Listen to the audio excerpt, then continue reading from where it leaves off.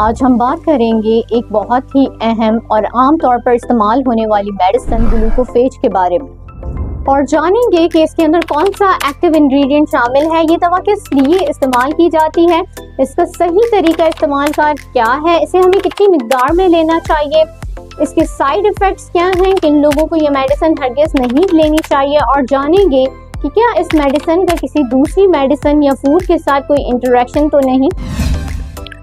अगर हम ग्लूकोफेज के एक्टिव इंग्रेडिएंट की बात करें तो इसमें मेटफॉर्मिन मौजूद होता है। मेटफॉर्मिन का सबसे आम इस्तेमाल टाइप 2 डायबिटीज़ के मरीजों में ब्लड शुगर को काबू में रखने के लिए किया जाता है। ये दवा इंसुलिन के असर को बेहतर बनाकर शुगर को जज़्ब करने में मदद फराहम करती है। बाज़ मरीजों में ये दवा भूख कम करने और वजन घटाने में भी मदद देती है।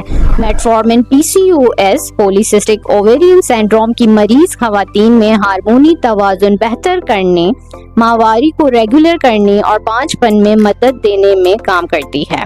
इसके अलावा कुछ स्टडीज से ये बात भी साबित हुई है कि मेटफॉर्मिन को NAFLD यानी कि non alcoholic fatty liver disease के मरीजों के लिए भी बेहतर करार दिया गया है।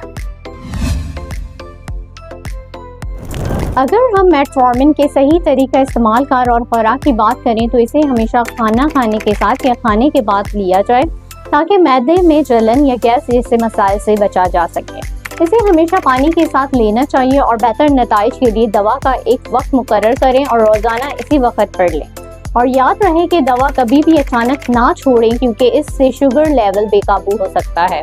और अगर हम इसके डोज की बात करें तो इसकी इब्तदाई खुराक 500 मिलीग्राम और ज़्यादा से ज़्यादा खुराक 2000 से 2500 मिलीग्राम है। अब ये डिपेंड करता है कि आपकी कंडीशन और शुगर लेवल क्या है, तो उस हिसाब से आपको कौन सी मेडिसिन, कौन सी स्ट्रेंथ की मेडिसिन लेनी चाहिए।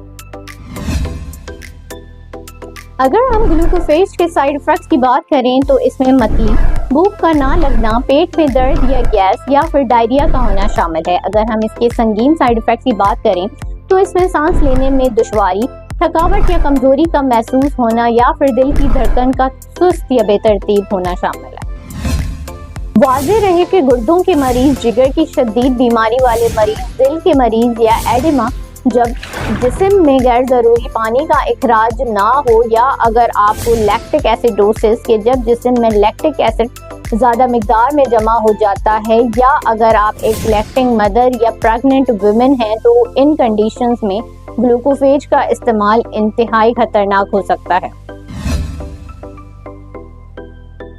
अगर हम ग्लूकोफेज के इंटरेक्शन की बात करें तो ग्लूकोफेज लेते वक्त हमें कुछ दूसरी मेडिसिन और कुछ खाने की चीज़ों से परहेज करनी चाहिए। अगर हम मेडिसिन की बात करें तो इसमें diuretics, corticosteroids, ACE inhibitors, beta blockers, anti depressants और कुछ दूसरी डायबिटिक मेडिसिन जैसे कि सल्फोनाइल यूरिएज हमें ग्लूकोफेज के साथ नहीं लेनी चाहिए। जहाँ तक फूड इंटरेक्शन की बात है तो high sugar food, high fat food और अल्कोहल से परहेज करनी चाहिए।